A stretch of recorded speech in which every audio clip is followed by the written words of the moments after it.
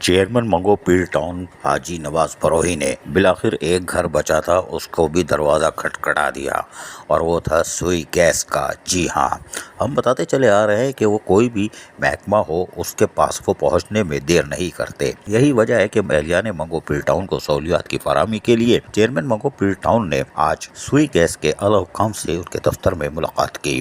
ملاقات کے دوران چیئرمین منگو پیر ٹاؤن حاجی نواز بروہی نے سوئی گیس کے اعلیٰ حکام کو بتایا کہ منگو پیر ٹاؤن ایک تیزی سے اور بڑھتی ہوئی آبادی کا ایک نام ہے، اور یقینی طور پر ماضی میں تو اس کو نظر انداز کیا گیا، لیکن تیزی سے آبادی جہاں بڑھ رہی ہے وہیں ہمارے لوگ وسائل سے محروم ہیں۔ ان کو تو یہاں تک کہ صحت، صفائی ستھرائی، لائٹ، پارس، اس کسی قسم کی سہولیت نہیں تھی، یہاں تک کہ علاج معالجے کے لیے ڈسپنسریاں بھی بھوت بنگلے میں تبدیل تھیں۔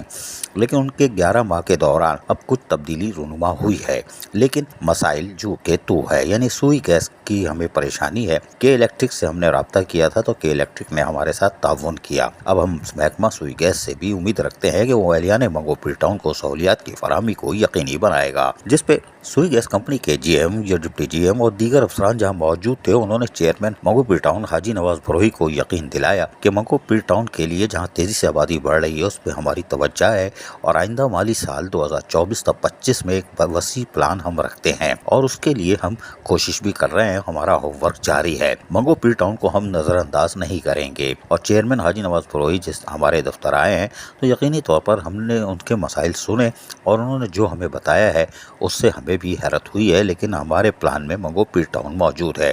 ہم کراچی کی سطح پر جہاں بھرپور کام کر رہے ہیں وہیں پر منگو پیر ٹاؤن کو نظر انداز نہیں کریں گے۔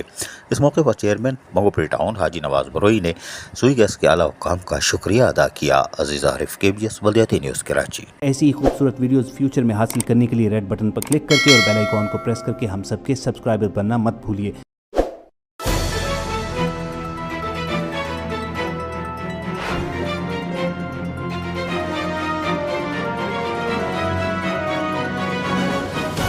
KBS بلدیاتی نیوز۔